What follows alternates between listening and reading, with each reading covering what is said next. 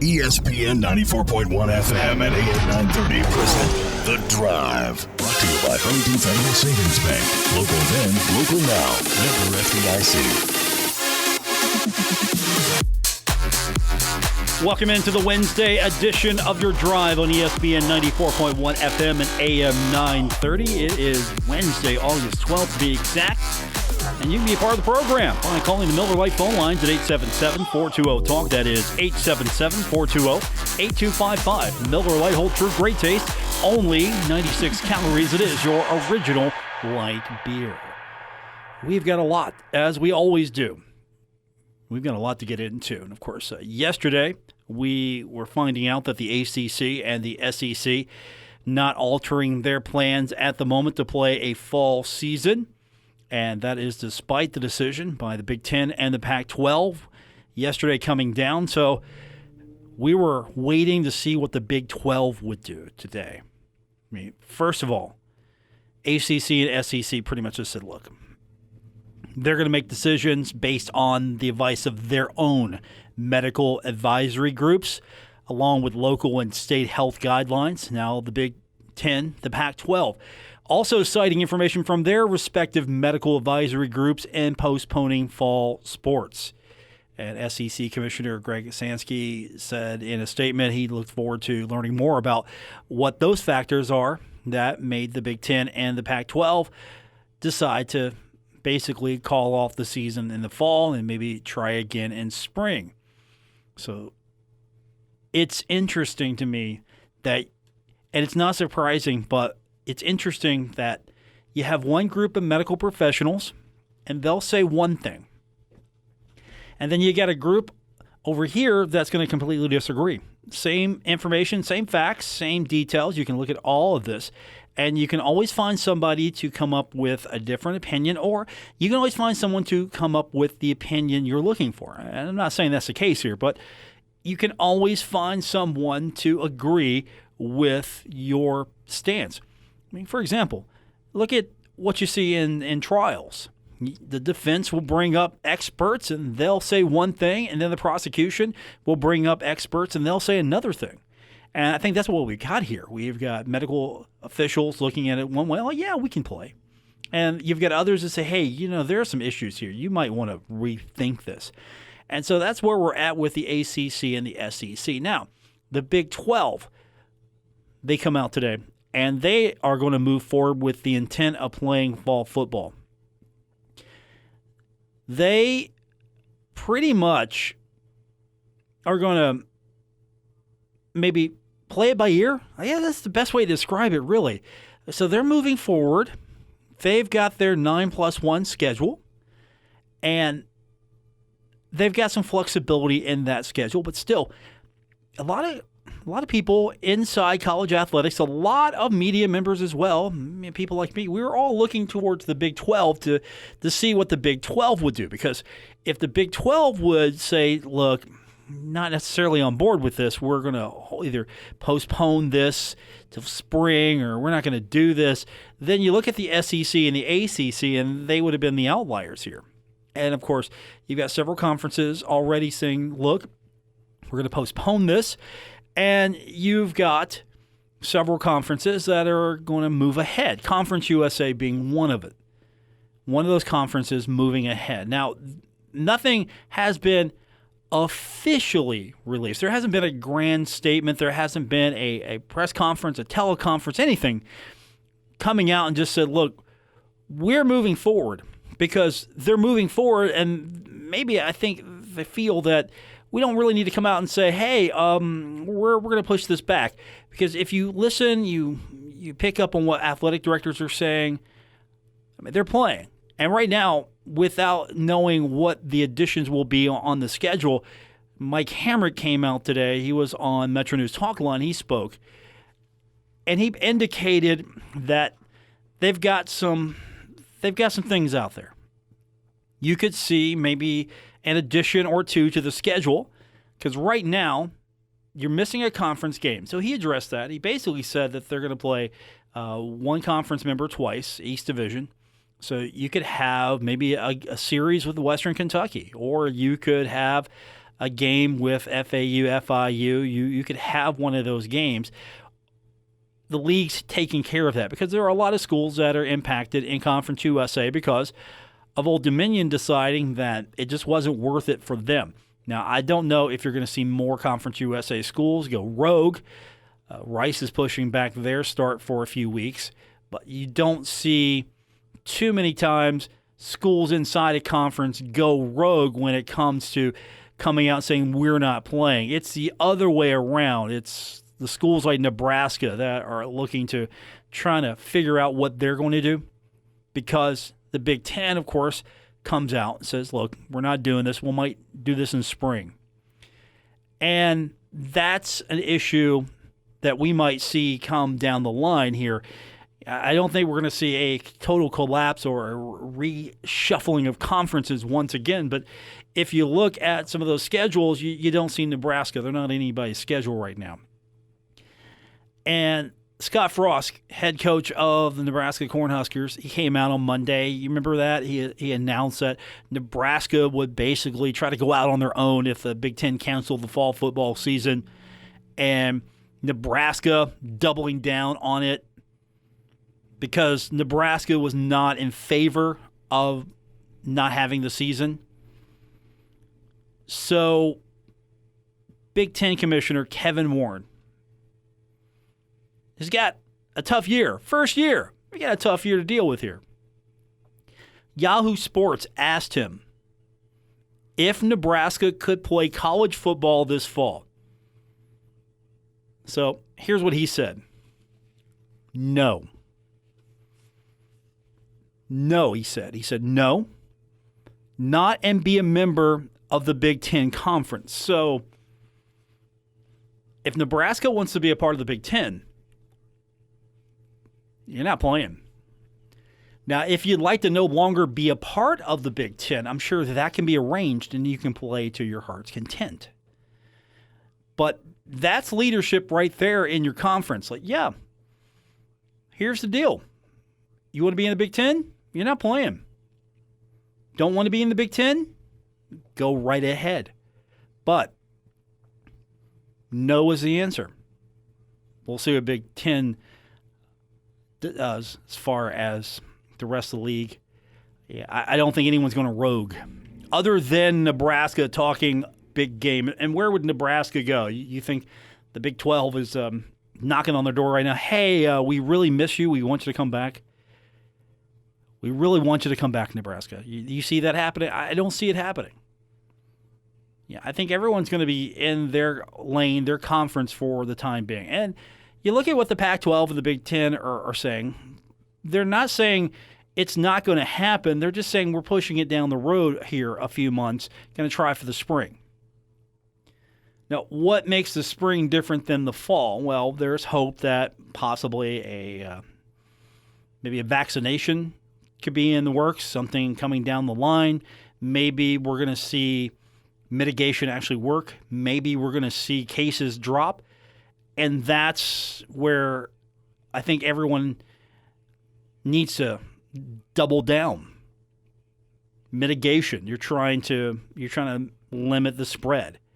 I mean, it's going to be with us for a long time, but you're trying to limit the spread. You're trying to make it to the point where it's not impossible to completely avoid it, but it's going to be really, really hard to catch this. If you've got the infection rate down, you have nominal cases, you have an ability to actually open up. The face coverings are controversial, and I get that, but at the same time, it's all about mitigation. It's not about restricting you. It's not about taking your rights away. Your guns aren't going to be taken away either when they ask you to put the mask on. So you're good. Don't worry about that. But that's where there hasn't been a true plan. And it's not singled out on any individual because, again, the NCAA has little to no backbone here, especially when it comes to college football. What can the NCAA do? Football is doing its own thing. Now, fall championships can be totally jettisoned because they have control. Same with the NCAA tournament. NCAA tournament, you can look at that and go, you know what? Not doing that. not until we figure a safe way to do it. And it could be done in a bubble. There could be a bubble method to this. I don't know if it would be easy to do, but I'm sure there could be a bubble method to do this. The basketball tournament pulled it out. I mean, really, the basketball tournament came out, did the bubble, pulled it off. And if you came up with a positive test, you're gone. So is your team. I mean, it was basically one way to make sure everyone was accountable towards themselves in each other. And at the same time, the bubbles worked. The NBA bubbles worked. Now they're going to do some modifications here. And this is going to be fun because they're going to start bringing in significance, maybe parent, maybe your child, maybe your longtime girlfriend, maybe someone who means a lot to you. I don't know. But they're going to start doing that here as they continue to push forward with the playoffs.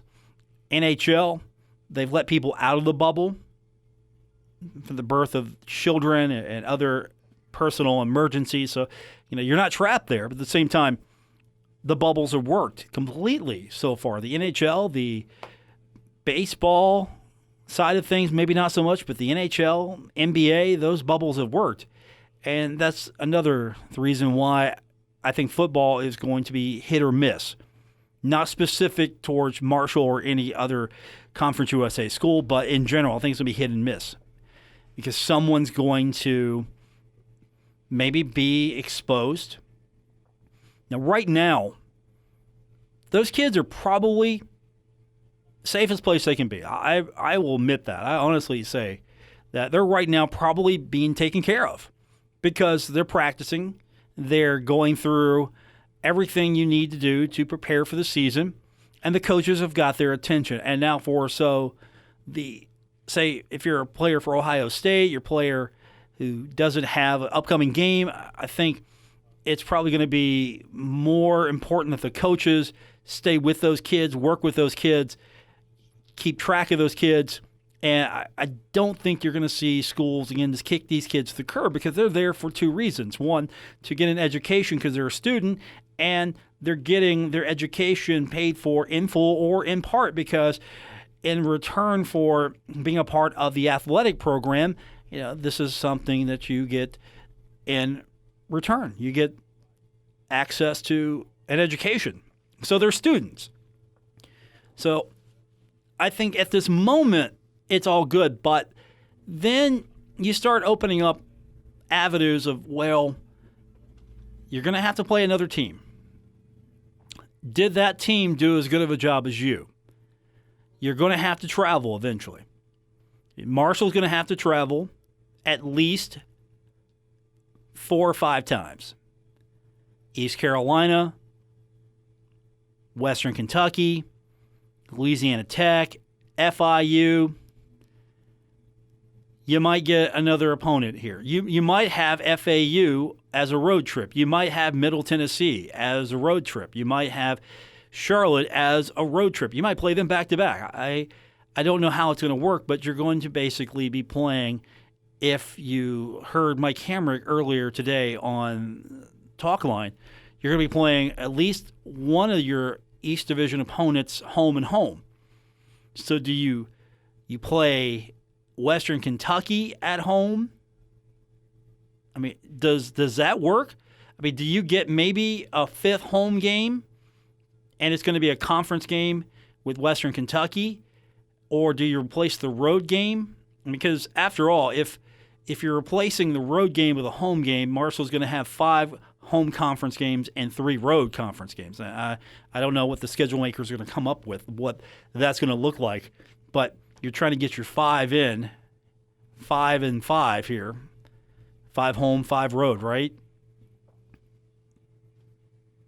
Maybe you take that and then you look elsewhere for your non-conference, because right now, East Carolina, until otherwise told, and the Americans moving forward so far, you're not hearing anything out of the Americans saying that it's off. So the Americans moving forward, the Sun Belt's moving forward, Conference USA is moving forward, the Mountain West, no. The MAC, no. Big Ten, no. Pac-12, no. That leaves Big 12, SEC, ACC. So you've got almost half of the conferences in football, the major conferences, the major collections of schools. You've got basically almost half saying, look, no. And so it could go either way. You could see maybe the Sun Belt decide, okay, this is not going to be a good idea. You could see possibly Conference USA, which I truly doubt. I'm not going to name names, but I've got it's not a wager, but I basically have I'm going to tell you so moment with someone who has assured me in the media that they don't think Marshall's playing. Like you said, it's a member of the media. I'm not going to name names, but I'm going to mention that even among us, there is not a consensus as far as they're going to play or not. And there's always that narrative, the media is doing yeah, let me go down that road for just a minute. Because it's still one of my favorite roads to go down. The media is not trying to stop college football. Yeah, there's no one in the media actually sitting here going, what would be great if college athletics would just shut down. That would be great. Because jobs, let me tell you, do you know how many people right now are going to either lose jobs temporarily, or there might be some reduction, and this might be the catalyst of that? There might be maybe some evaluation here of, all right, maybe we can get by without that person. And it's happening in television, it's happening in print, it's happening in radio. I'm very blessed right now. I hope to continue to be blessed. I'm here. I am not solely sports, so I'm blessed. And we're not sitting here going, wow, wouldn't it be great? Wouldn't it be great if Marshall just didn't play a football season? Wouldn't that be fantastic? Basketball, yeah, that'd be fantastic. No, there are jobs involved. Going to lose jobs. Going to lose television jobs. Now, it's a tough situation to be in here because on the one hand, you're trying to keep kids and you're trying to keep everyone safe and you're trying to understand how to proceed forward with this. And you don't want to see anyone get sick. You don't want to see anyone come down with this. And you don't want to see anyone, even if maybe depending on your age group, the numbers are higher or lower, you don't want to have risk of death or permanent damage, long-term damage. You don't want that. On the other hand, I understand that there are a lot of jobs involved as well, and there are different problems there. So it's completely understandable that there's an urgency by a lot of people to figure this out, and some are saying, look, health, safety, well-being is more important, and you have others who are trying to do this and do it safely as possible, still keep jobs, and then you have others that just don't care. It's like the flu to them, and so play on. You've got maybe three distinct camps, one that's sort of in the middle, one extreme to the right, one extreme to the left. Where do we go from here? I'll tell you where we're going to go. We're going to go to Marshall football practice when we continue. Doc Holliday addressing the media yesterday, and of course we have some of his comments. We're going to go into that. Also, we will get your phone calls in, 877-420-TALK, 877-420-8255. We have more coming up on today's edition of The Drive on ESPN 94.1 FM and AM 930.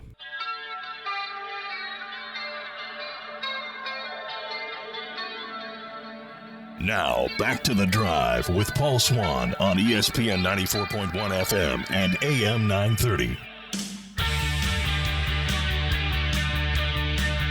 We are presented by Huntington Federal Savings Bank. Welcome back to today's edition of The Drive on ESPN 94.1 FM and AM 930. Practice continues for the Thundering Herd.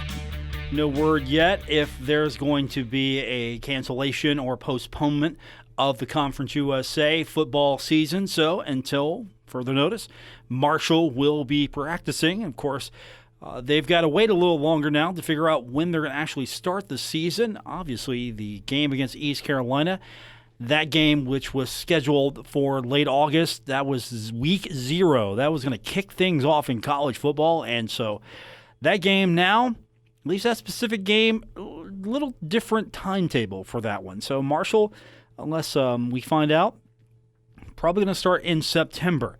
But Doc Holliday, always moving forward. He's a guy that likes to talk about maintaining control of what you can control.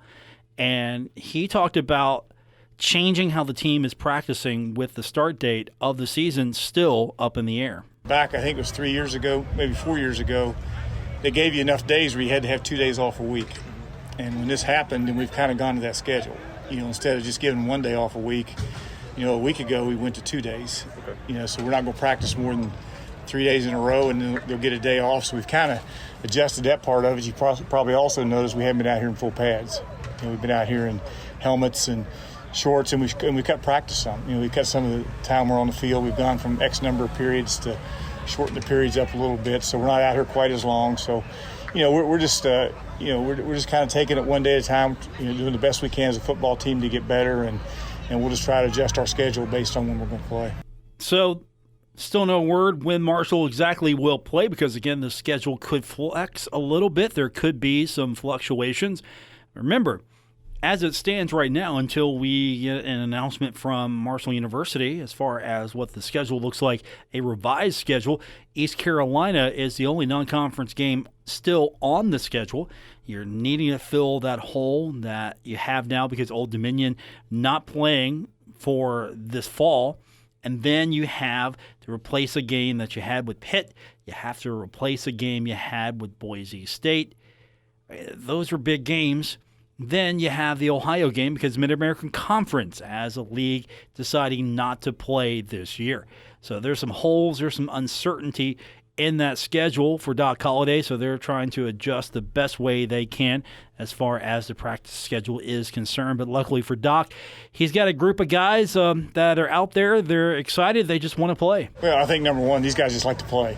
I mean, these guys – they knew what happened prior to coming out here with the Big Ten. So, they came out, they knew it, that happened. So, the guys that like to play football just want to come out and get better as an individual and work to get better as a team. And I told them from day one, I told you guys the same thing. We got to worry about what we can control. And right now, as far as we're concerned, we're still playing. So, as long as we're still playing, we'll come out and practice and work to get better and see where it goes. So that's Doc Holliday. And as far as he's concerned, until otherwise told, the Thundering Herd's still playing. The schedule's still good. There's going to be Herd football. There are still some questions, though, and these can't be answered today, how many fans will be in the stands, if there will be fans in the stands, and what will the road games look like as well, because I can't imagine other institutions allowing visiting fans to come in. It's going to be hard enough to bring in your own fans, and you have limited capacity, so you're going to try to make as many of your fans happy as possible. And if you've got a situation where you're down to maybe 20, 25% capacity here, and you are trying to figure out who gets to come in, you're going to take care of your season ticket holders. That's the obvious. Season ticket holders probably will be the only fans, and smaller amounts that will be allowed to come in to take in games at Jones C. Edwards Stadium. And that's where we're at with Doc Holliday. Now, yesterday, Jordan Hankins, he was also made available. And one thing with Jordan is the challenge here, just making those adjustments, because coming in January, there's been so many adjustments here to how you're getting ready for the season, and here is Hankins talking about those adjustments. One thing I'm going to point out, too, where it's very different for me is, I got here in January, and 2 days before we started spring ball, where I was actually going to be face-to-face with them whenever they can get with me, because it's a new coaching style. You are going to bring up there's a lot of new linebackers, and I'm new, too. So we're all learning each other. They're learning my coaching style. I'm learning how they play with each other. It's not just about the individual effort, that I'm trying to get developed, but a lot of Zoom meetings. A lot of Zoom meetings when we were gone from March until we got back, and then a lot of in-face meetings, in which we've had a lot of time now. So, you can start seeing it mold together a little bit more. So that's the neat thing right now. But it was a lot of extra effort for sure. Lots of extra effort, lots of Zoom meetings. Zoom, I'm sure, making a killing during this pandemic with all the Zoom meetings. And, of course, face-to-face been very tough. That has been, as of now, recent. Not really haven't had that full opportunity there. So that's Jordan Hankins on the adjustment period since coming in January. Now, catching up with my guy, my new guy, Kane Madden. And you heard Doc talking about these guys. They like to come out and play. You heard Doc talk about how you're coming out just trying to make yourself better during all of this. And that's something that Kane Madden has taken to heart. He's looking for the best me he can be during this uncertain time. Yeah, it took a lot, but I knew at some point we would have to come back. And when I came back, I didn't want to be out of shape or not my best me. And that's everything. Every time I woke up in the morning, that's what I thought about. When I came back, I had to be the best me as I could be. So that was my mentality through that. I need to have a conversation with Kane. I'm trying to be the best me I can be. I might need to take some advice from Kane. He is trying to be the best him he can possibly be. And he talks about how it's mentally exhausting going day to day, just not knowing. And you know what? I can relate to that completely. It's definitely mentally exhausting when you have to always, you don't know what is going to happen the next day. So it's always in the back of your mind, but they preach to us to just do that day and don't look forward as much as possible. And that's the biggest thing we try to do is just go for one day at a time. Some good advice. Going one day at a time. And that's what we're trying to do with you, and that's what we're doing here on today's edition of The Drive on ESPN 94.1 FM and AM 930. Trying to just go day to day, trying to be the best we can be, best me I can be, best you can be. We're just trying to be the best that we can be during this situation. We will, of course, have more. We will get your phone calls in, 877-420-TALK, 877-420-8255. We'll check in on what's happening with the Stanley Cup because, well, that's what I do. Did you stay up yesterday? Did you watch any of one of the longest overtime games of all time? Did you stay up, watch any of that? It was fun to watch. Overtime hockey. I mean, I got almost out of one game the equivalent of almost 3 games out of one. It was fun. And we'll talk about what's on the schedule today when we continue. Also, another conference announcing a delay of their fall season. We'll tell you which conference it is here on ESPN 94.1 FM and AM 930.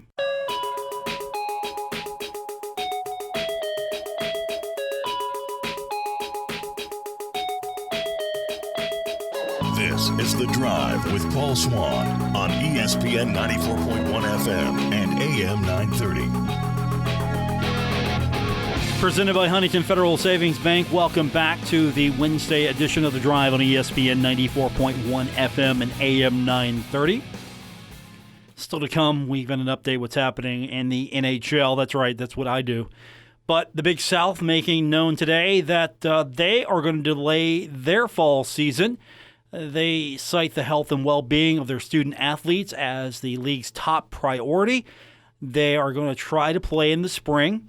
That includes men's and women's cross country, football, men's and women's soccer, and volleyball. Also, they are saying that fall competitions in the sports of men's and women's golf and men's and women's tennis and out-of-season competitions in spring sports have been suspended as well. The Big South football members voted to allow up to 4 non-conference games in the fall at institutions' discretion. So there you go. Big South making it known today. NHL. We've had a fun first day yesterday of the Stanley Cup. Now, the week leading up to the Stanley Cup was the qualifier. So the qualifier was fantastic. It was great. It was wall-to-wall hockey. And the teams that got eliminated from the qualifier, they got to enter into the second draft. There was a draft where a placeholder won the number 1 pick, so the placeholder would be filled by the teams that had yet to be eliminated from the qualifier. We've talked about that, the New York Rangers winning that draft. So we get Stanley Cup Day 1. We were supposed to have 4 games, but we had to cancel one and move it to the following day because, well, Columbus Blue Jackets and the Tampa Bay Lightning, they went into 5 overtimes.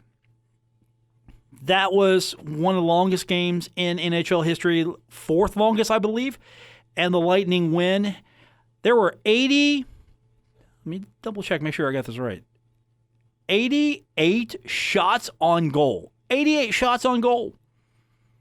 The Lightning, they can only get 3 goals in. 88. Blue Jackets had 63 shots on goal. So that pushed back the schedule. And let me tell you, if you're not following some of these teams on social media like Twitter, they are having a blast. I don't know what the NBA is doing or any of the other social media accounts, but Carolina's Twitter handle, Vegas, the NHL, Columbus was even getting in on it. The Twitter accounts are definitely having a good time with this. So social media was fun. And so because of that, the Carolina game got pushed back to today's.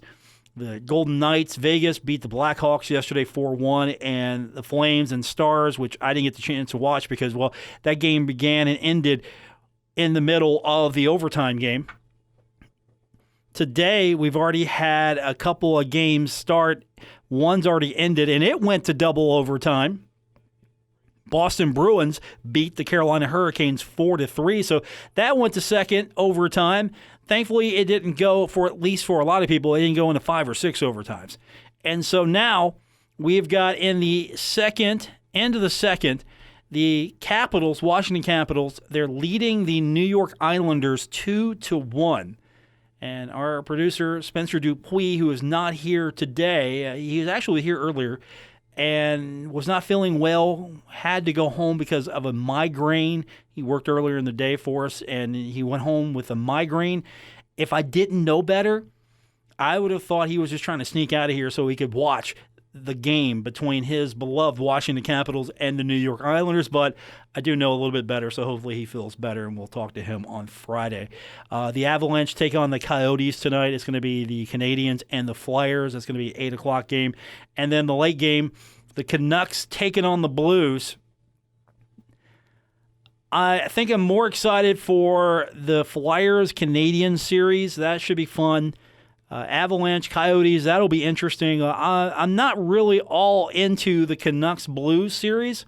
I think the better games we got were earlier today with the 11 a.m. start between the Bruins and the Hurricanes and this Islanders-Capitals matchup. And if we don't have any more overtimes, tomorrow should be a fun day because we'll have the Blackhawks and Golden Knights again, the Blue Jackets and the Lightning. That hopefully doesn't go to 5 or 6 overtimes. Actually, I am here for it. They're playing again at 3. If they go into multiple overtimes, it's going to mess this whole thing up again. The Hurricanes will take on the Bruins on Thursday, and then you'll have the Flames and the Stars. That will take place. So it's going to go back and forth between those matchups. But get up, wake up, get ready for work, come in the office. Hey, you know what? I'm going to watch hockey at 11 a.m. And I'm here for it. I don't know why we don't see the NBA doing more of this. Let's just have some 11 a.m. basketball. Let's just have some 11 a.m. baseball. I'm here for that. I'm totally on board with this. You could have some morning sports. Make your workday better, right? Especially if you had baseball not start in the afternoon, maybe start in the morning. It's not like you have to worry about kids or you have to worry about the fans in the stands, right? I mean, you can start these games as late as you want.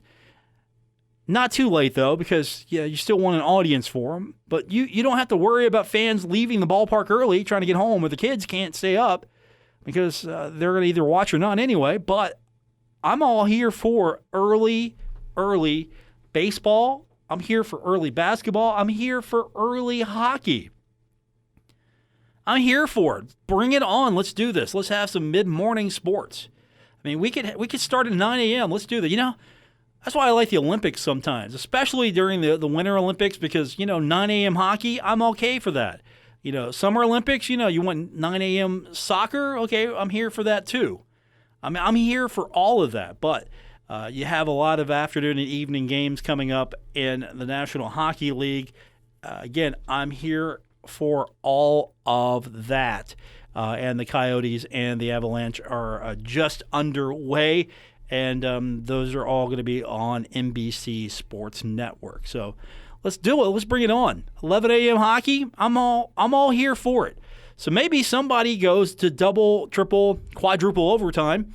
Maybe we push one of these games back to Thursday morning. Let's do it at 9 or 10. We're going to wrap it up when we continue. It's The Drive, ESPN 94.1 FM and AM 930. Don't worry. Paul Swann has the wheel on The Drive, ESPN 94.1 FM and AM 930. We're presented by Huntington Federal Savings Bank. This is The Drive on ESPN 94.1 FM and AM 930. I'm your host, Paul Swann. You can find me on social media anytime at Paul Swann on Twitter. You can also find our Facebook page, The Drive with Paul Swann on Facebook. I look forward to interacting with you on both of those platforms. And of course, we always hope you, if you can't listen to the show live, will take time to go get the podcast. If you do it on Apple Podcast, you can leave us a 5-star review. I'd really appreciate that. It'll come directly to your phone when it's uploaded. Also, you can use apps like Spotify. We have Stitcher Radio, all kinds of podcasting apps. You can get the show, and it's all free. So what are you waiting for? Subscribe today. Wherever you get your podcast is where you'll find The Drive with Paul Swann. No baseball today for the Pirates. We're going to have Cardinals baseball with the Pirates this early part of the week. That's not happening because, well, the Cardinals and their plight with COVID, we hopefully will have Pirates baseball tomorrow. The Pirates will take on the Reds. No, that's a 5:10 first pitch. That means we do not go on the air tomorrow. So no show, unless there is a baseball game postponement.